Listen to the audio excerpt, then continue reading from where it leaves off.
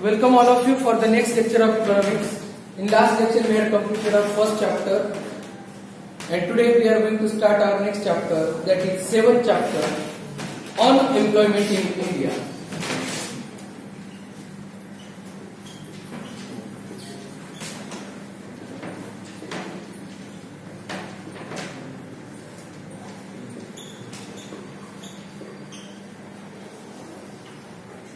Why there is an unemployment?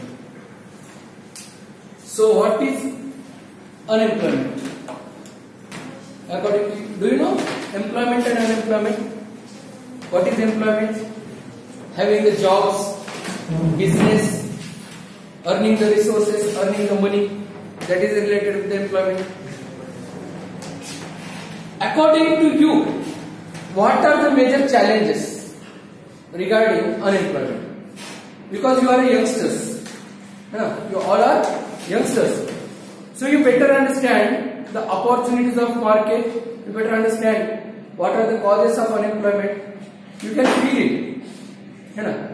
Tell me the reasons why there is an unemployment at a mass level in India. तुम्ही जगतात ना, ऐकतात employment नाही. Tell me the reason of unemployment in India. Let us see, do you know something or not regarding this particular problem? This is a problem we face. India is having biggest challenge of unemployment. सरकारचा नेहमीचा election period मध्ये सर्वात मोठा जो वायदा असतो तो हा, एम्प्लॉयमेंट बढ़ाएंगे. खूप दिवसापासून, खूप वर्षापासून हे चालू आहे. बढ़ाएंगे तो बढ़ क्यों नहीं रहा है? और अगर बढ़ रहा है तो फिर जॉब क्यों नहीं, बिजनेस क्यों नहीं, अपॉर्चुनिटी क्यों नहीं?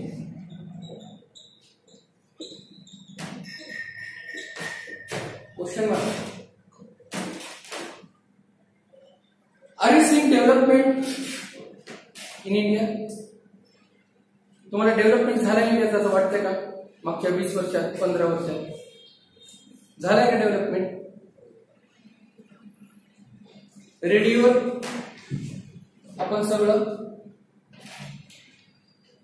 माहिती घ्यायची.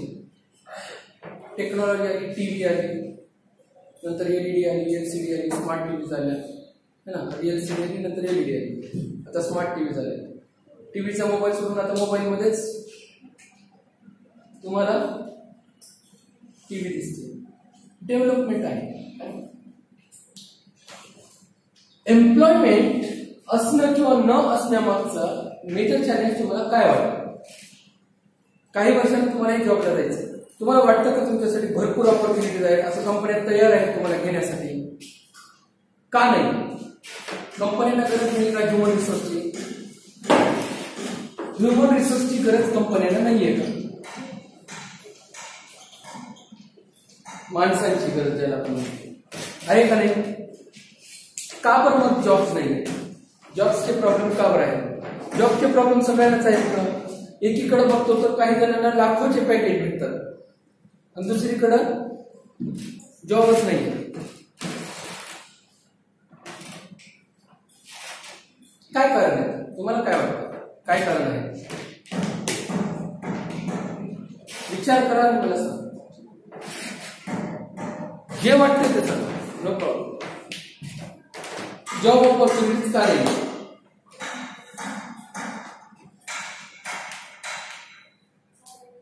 काय नाही? तेच म्हणतो, का जागा नाही नोकऱ्यांसाठी? कंपन्या तर वाढल्यात. आधी जेवढ्या कंपन्या नव्हत्या त्यापेक्षा जास्त कंपन्या भारतात आहेत ना. कंपन्याच आहेत, माणसं आहेत, एज्युकेशन पण चांगलं झालंय त्याच्या तुलनेत, त्या जमान्याच्या तुलनेत आजचं एज्युकेशन. काय प्रॉब्लेम आहे?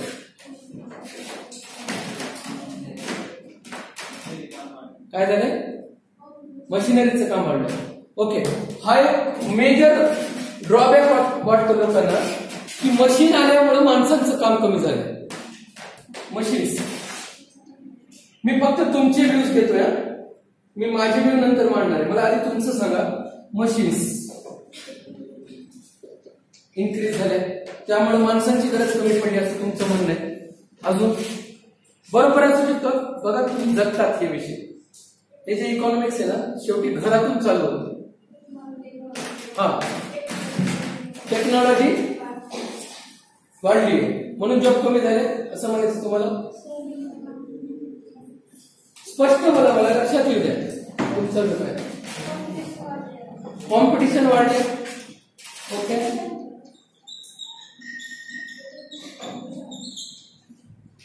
अजून कॉम्पिटिशन जोरात. पॉप्युलेशन. हे कॉम्पिटिशन वगैरे सगळं वाढण्यामागं एक रिझन सर्वात मोठं आहे पॉप्युलेशन. हे खूप मोठा प्रॉब्लेम आहे देशाचा.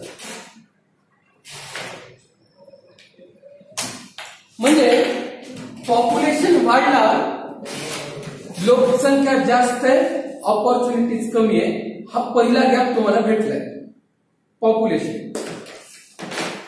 नेक्स्ट काय वाटतं अजून तुम्हाला, काय प्रॉब्लेम आहे? का बरं जॉब्स नाहीये? एकदम करेक्ट प्रॉब्लेम तुम्हाला भेटलाय, पॉप्युलेशन. अजून काय?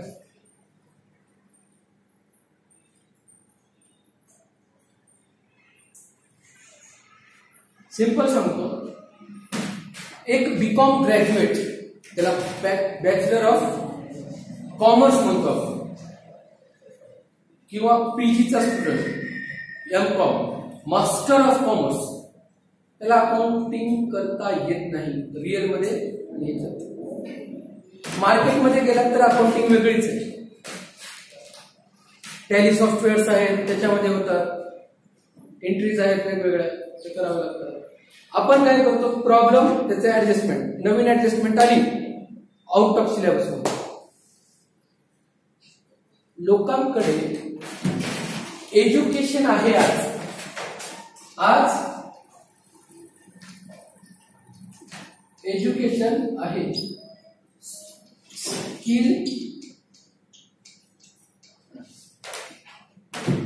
स्किल आणि एज्युकेशन मध्ये फरक आहे. तुमच्याकडं कधी लाईट बोर्ड वगैरे खराब झाला असेल तर आपण लाईट फिटिंग वाल्याला बोलतो. त्याला कोणता कोर्स केलेला जर नसेल तरी पण त्याला फिटिंग करता येते. त्याने एज्युकेशन घेतला का, त्याच्याकडे स्किल आहे, कमवतोय ना. बऱ्याचदा असं होतं, घराचं नळ खराब झालं, आपल्याला जमत नाही, आपल्याला टेन्शन येते. त्या माणसाला बोलवायचं म्हणलं तर आधी तर लाडी उडी लावून आणावं लागतं. ते लवकर येतच नाही. 10 येतो मग येत नाही. त्याला घेऊन गाडी घेऊन जावं लागतं, बसून आणावं लागतं तर येते. आणि आलं त्या नळाला अगदी 5 मिनिटात त्यानं दुरुस्त करतंय आणि त्या 100 रुपये. अरे 5 मिनिटात ते 100 रुपये. त्यानं त्याच्या स्किलचा वापर केला. तुमच्याकडे स्किल असेल तर तुमच्याकडे जॉब वाढतात. बघा, कंपन्यांना माणसाची गरज आजही आहे, उद्याही आहे, परवा येणार आहे. मशीन वाढल्यामुळे कंपन्यांना माणसाची गरज संपली नाही. शेवटी कॉम्प्युटर चालवायला माणूस लागतो, मशीन चालवायला माणूस लागतो, बटन चालू बंद करायला तरी माणूस लागतो. एक प्रेसवाला आहे, इस्त्री करणारा, त्याच्या हातात प्रेस दिली तर आपोआप चालत नाही प्रेस. तेही करायला त्याला माणूस लागतोच, ती स्किल लागते. स्किल हा सर्वात मोठा मेजर ड्रॉबॅक आहे. We are educated but we are not skilled. हा जो गॅप आहे ना, हा फुलफिल करणं गरजेचं आहे. कंपन्यांना, आता तुम्ही म्हणाला सर मी ग्रॅज्युएट झालं, एखादी कंपनी तुम्हाला ग्रॅज्युएट झाला, चांगले टक्के पडले तर तुम्हाला जॉब ठेवेल, पण तुम्हाला कामच करता येत नाही. तुम्ही महाराष्ट्रामध्ये फर्स्ट आला असता 12वी बोर्ड, कंपनी काय करणार, तुमची आरती करणार आहे. वा महाराष्ट्रात पहिले तुम्ही या बसा, चला थोडंसं अकाउंटिंगचं काम करूयात, आउट ऑफ सिलेबस आहे, आम्हाला हे ऍडजस्टमेंट शिकवली. एखादा चार्टर्ड अकाउंटंट, त्या चार्टर्ड अकाउंटंट घरी बसलाय का? नाही, आम्ही जेव्हा सीए झालो होतो ना तेव्हा व्हॅट होतो आणि जीएसटी आले. ते घरी बसला का? कंटिन्युअस अपडेशन आहे, त्याने चेंज केलं का नाही स्वतःला? त्याच्या काळामध्ये त्याने जेव्हा सीए झाला होता तेव्हा जीएसटी होता का? पण तो आज काम करतोय. तर स्किल हा खूप मोठा मेजर घटक आहे. पॉप्युलेशन वाढलं, लोकसंख्या एवढी जास्त आहे की त्या लेवलला, त्या स्केलला बिझनेस वाढत नाहीये, पण लोकसंख्या तेवढ्या फास्ट वाढते, ऑपॉर्च्युनिटी चुकले. दुसरी गोष्ट, आपल्याकडे लहानपणापासून आपल्याला एक सांगतात, बेटा मोठी नोकरी कर. आजी शिकवते लेकराला, तुला मोठं काय करायचं? तर मोठी नोकरी करायची. ते कधीच म्हणत नाही मला मोठा बिझनेस चालू करायचा. त्याला काय शिकवतात? मोठी नोकरी लागणार. आजी पण तुम्हाला आशीर्वाद देतात, काय म्हणतात? मोठा माणूस हो, मोठी नोकरी कर, खूप पैसे कमव. म्हणजे शेवटी घरच्यांनी तुम्हाला लहानपणापासून नोकरच बनवायचं शिकवलं. लहानपणापासून घरचे नोकरच बनवतो, चांगली नोकरी करायची वगैरे. बिझनेस मध्ये काहीच ठेवलं नाही, हा कॉमन डायलॉग झाला आजच्या घरामध्ये, है ना. एक बिझनेसमॅन क्रिएट झाला, वन बिझनेसमॅन, तो किमान 5 लोकांना जॉब देतो, किमान 5 लोकांना देतो ना. एक बिझनेसमॅन क्रिएट होणं चांगलं, काही नोकर क्रिएट होणं चांगलं, बिझनेसमॅन.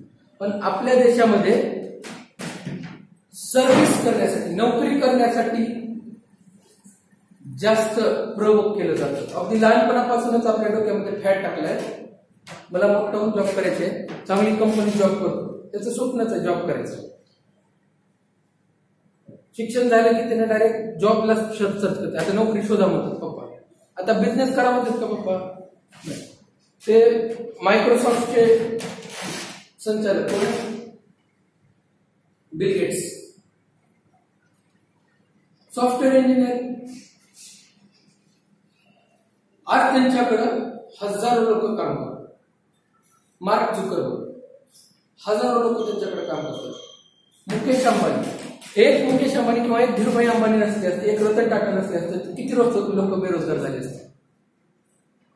समजा टाटा ग्रुपच राहिला नसता, धीरूभाई अंबानीने रिलायन्सची सुरुवातच केली नसती, तर आज किती लोकांकडे नोकऱ्या नसल्या असत्या.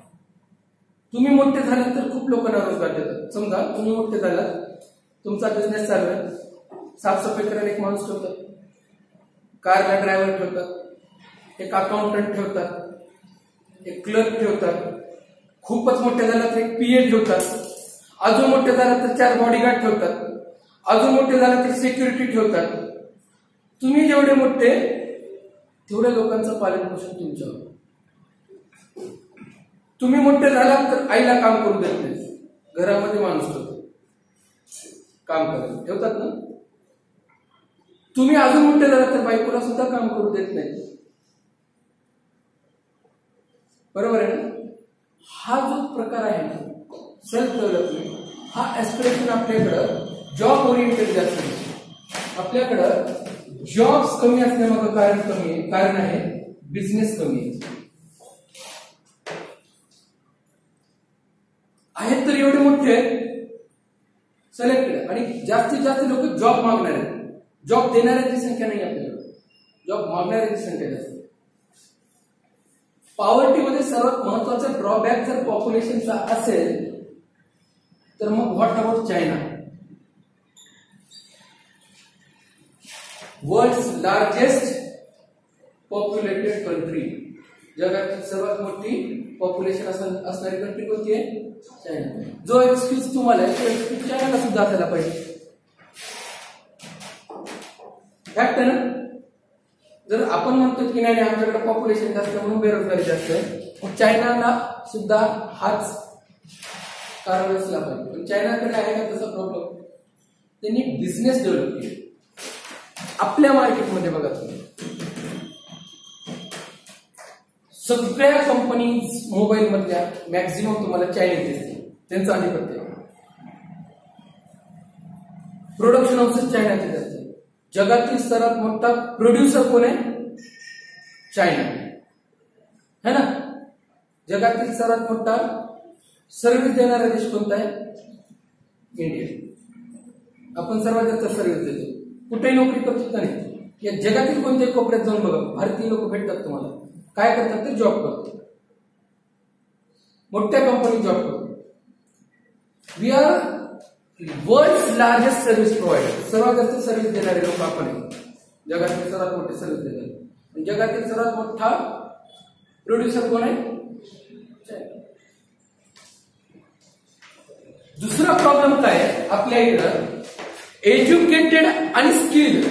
एज्युकेशन तर पाहिजे. सर माझ्याकडे एज्युकेशन आहे पण स्किल नाहीये. तुम्हाला कोणी विचारतंय का?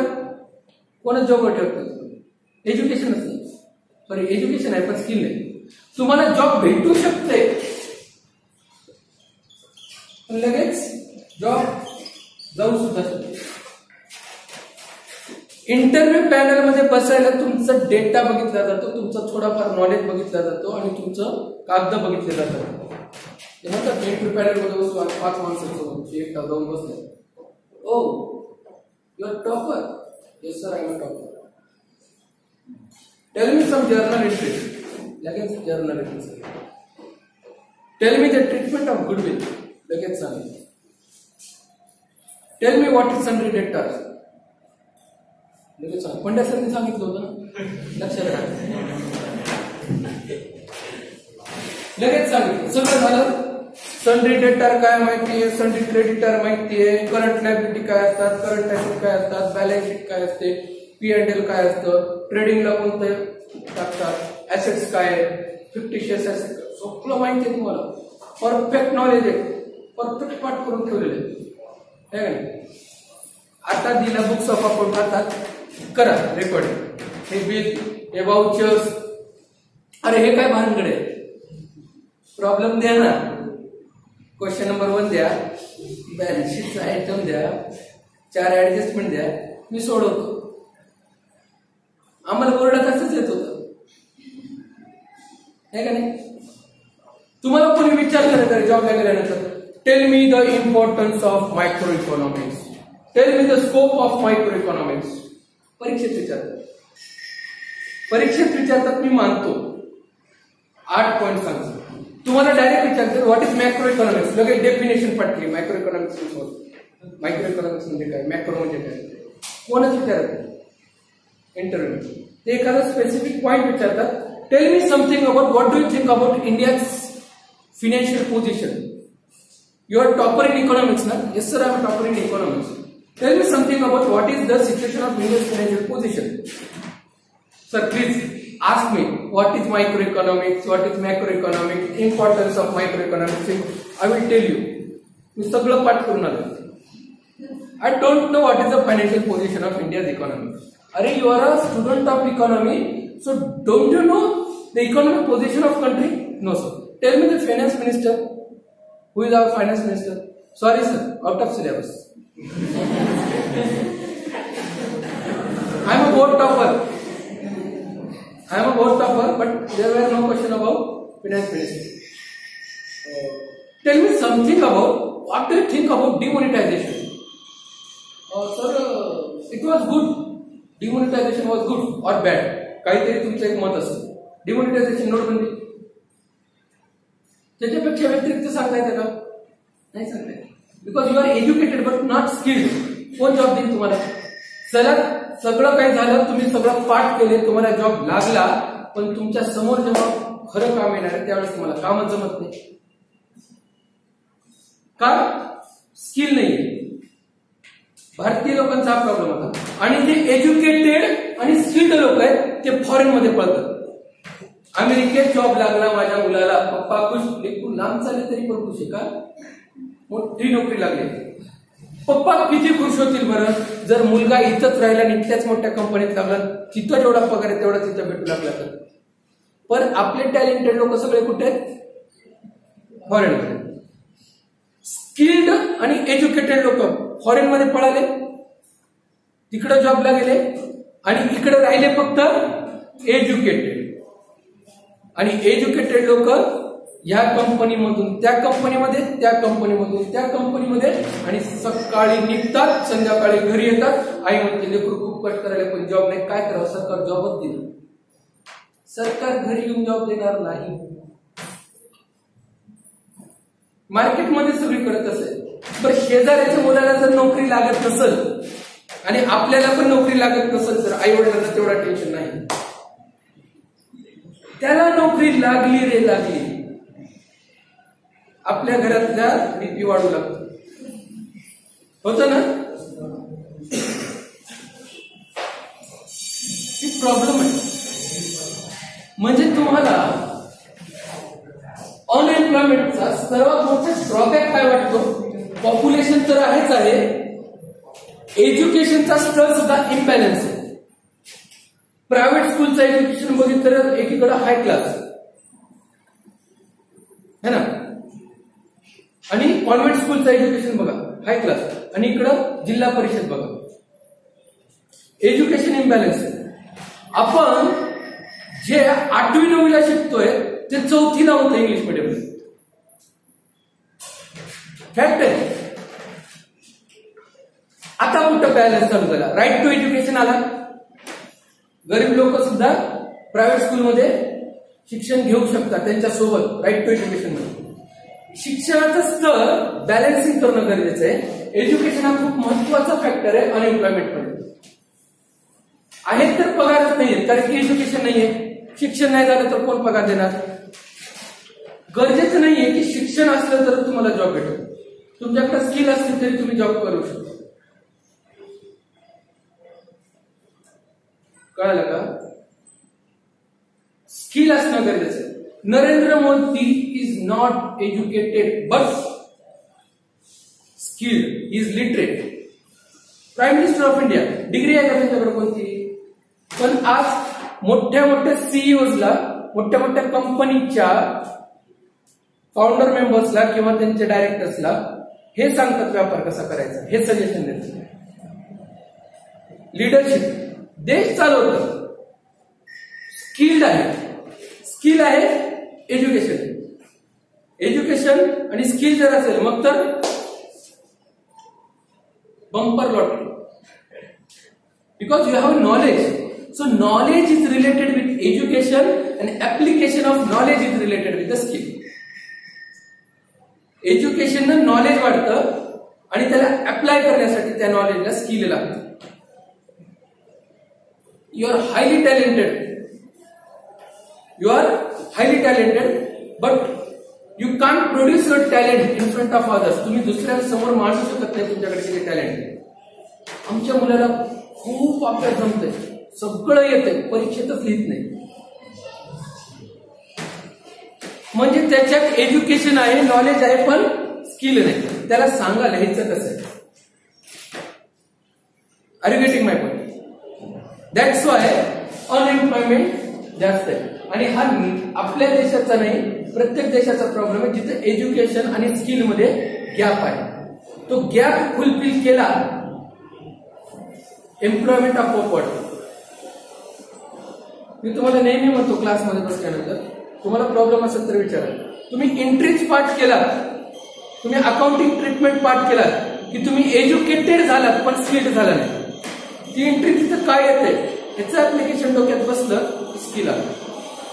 तर त्यामुळं अनएम्प्लॉयमेंट इन इंडिया हा चॅप्टर आपल्याला आहे. आपण बघू मेजर प्रॉब्लेम्स काय इंडियाचे, त्यासाठी काय रेमेडीज करते गव्हर्नमेंट, हे सगळे आपण मुद्दे या चॅप्टरमध्ये शिकणार आहात. Interesting chapter.